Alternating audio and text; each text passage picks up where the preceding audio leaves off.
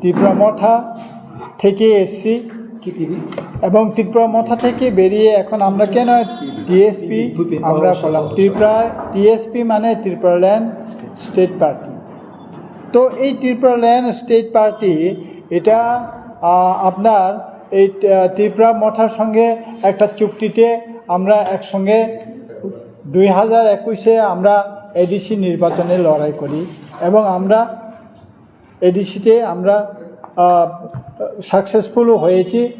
কিন্তু এখন প্রশ্ন হলো কেন আমরা এই টিএসপি আবার আমরা রিভাইভ করতেছি।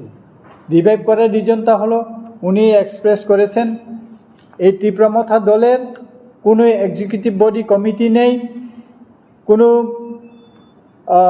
বলতে গেলে আইডিওলজি প্রিন্সিপাল এগুলি কোনো মানা হয় না এবং আমাদের বুবাগরা উনি যা বলেন সেভাবেই হয়।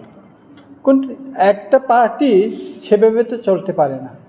তাই আমরা মনে করি এবং হয়তো আপনারা আমাকে না চিনতেও পারেন, টিএসএফের এবং এইখানে সবাই টিএসএফের ব্যাকগ্রাউন্ডের। সংগঠন করতে গেলে তার একটা এক্সিকিউটিভ বডি থাকতে হয়, কিন্তু এই ত্রিপুরা মথার পার্টি টিএমপি, এই যে টিএমপি গঠন করা হলো ত্রিপুরা মথা পার্টি, এই পার্টি গঠন করার সময়ে আমাদেরকে কোনো বিন্দু বিসর্গ জানানো হয়নি। এই ছিল কারণ। তাহলে দলের থেকেও যদি আমরা কোনো কিছুই আমাদেরকে অবগত না করা হয় তাহলে এই দল কিভাবে চলবে। এবং খুবই যদি আপনারা দেন দিয়ে দেখেন, মহারাজা উনি সুপ্রিমো ছিলেন, চেয়ারম্যান ছিলেন, এখন উনি চেয়ারম্যানও ছেড়ে দিয়েছেন। বারবেলি মিস্টার বিজয়ের আঙ্কলকে প্রেসিডেন্ট বলে উনি প্রেসিডেন্ট বানিয়ে উনি চলে গেলেন। দলের যদি সুপ্রিমো বা চেয়ারম্যান উনি যদি এভাবে চলে যায়, দল কিভাবে চলবে? দল মেরুদণ্ডহীন হয়ে পড়েছে। তার জন্যেই আজকে আমরা এই টিএসপি, এটা কোনো নূতন দল না, এটা আগেও ছিল 2015 এবং মহারাজার সঙ্গে এটা চুক্তিক্রমে আমরা এই ত্রিপুরা মথাতে এসেছিলাম। সেই কারণেই আমরা এখন দেখছি যে ত্রিপুরা মথার ভবিষ্যৎ কী হবে না হবে সেটা চিন্তা করেই আজকে আমরা এই টিএসপিকে আবার রিভাইভ করার জন্যে আমরা আজকে এই সম্মেলনে অর্থাৎ এই প্রেস মিটের মাধ্যমে আপনাদেরকে জানান। এমডিসিদের মাধ্যমে বিরুদ্ধে যে বার্তা আপনারা দিলেন, হ্যাঁ, এই ব্যাপারটা একটু এমডিসি যাদেরকে বহিষ্কার করা হবে বলে না, সেটা হচ্ছে কারণ আমরা আগেও বলেছি। জাস্ট ইন্টারাপ্ট না, আপনাকে আপনারটা উত্তর দিচ্ছি যে এখন যে টিএসপি থেকে এই অ্যাফিলিয়েশনে ত্রিপুরা মথার প্রতিনিধি হয়েছেন, জনপ্রতিনিধি, এডিসিতে পাওয়ার এসছে। এখন তো নতুন করে ত্রিপুরা মথা পার্টি গঠিত হয়ে গেছে, রেকগনাইজ। এডিসিতে তো টিএসপির অ্যাফিলিয়েশন, এমএলএদেরকে বাদ দিয়ে এডিসি, তারা কি করে? তারা কি এখন ত্রিপুরা মথাতে আছে না টিএসপিতে আছে? এটা আমরা তাদেরকে জিজ্ঞেস করি আপনাদের মাধ্যমে। তারা কি রিজাইন দিবে? আর যদি রিজাইন না দেয় ভালো কথা, টিএসপির নিয়ম বিধি মেনে চলতে হবে তাদেরকে। যারা চলবে না, যাদের বিরুদ্ধে অভিযোগ আছে, তাদেরকে বহিষ্কার করা হবে। আমরা গভর্নরকেও চিঠি লিখবো আমরা।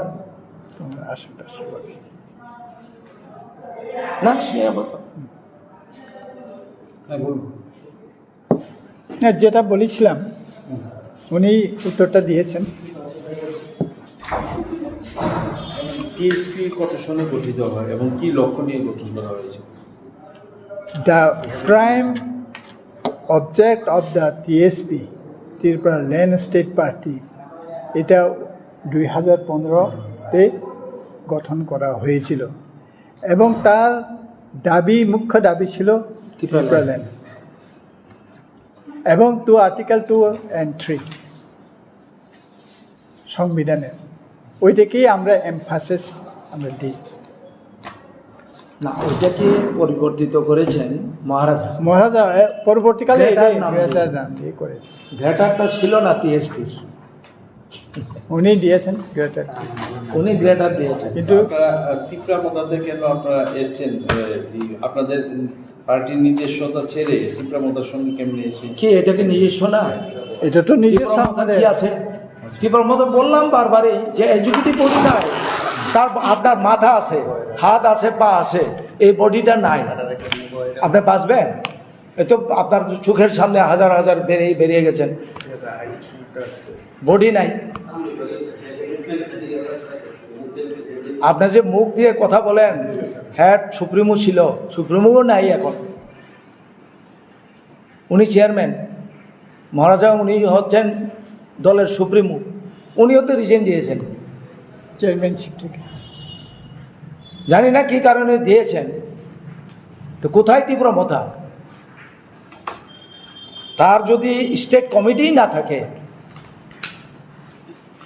এক্সিকিউটিভ, সেন্ট্রাল এক্সিকিউটিভ, এটা মঠাকে জিজ্ঞেস করবে যারা ত্রিপুরা মথা করে।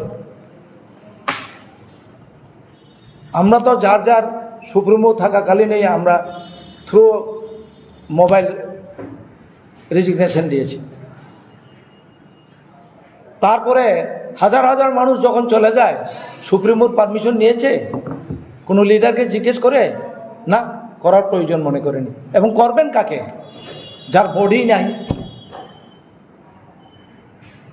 আপনার ফ্যামিলি, আপনি একজন অভিভাবক, বাবা না থাকলে কারোর ভাই থাকে দায়িত্বে, নতুবা মা থাকে। দায়িত্ব কাকে দিয়েছে? এটা তো লজ্জার ব্যাপার। কিছুদিন আগে বাই ইলেকশনে প্রচারে আবু খায়েরকে সাসপেন্ড, তাও একজন এমএলএ, উনি জনপ্রতিনিধি। পার্টির কি সে? পার্টির কি একজন এলওপি করতে পারে?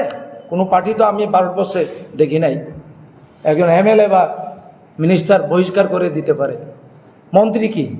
পার্টির থেকে তো মন্ত্রী এবং বিধায়ক। এটার কোনো নীতি নাই। ত্রিপুরা মথার কোনো সুনির্দিষ্ট নাই, গঠনতন্ত্র নাই।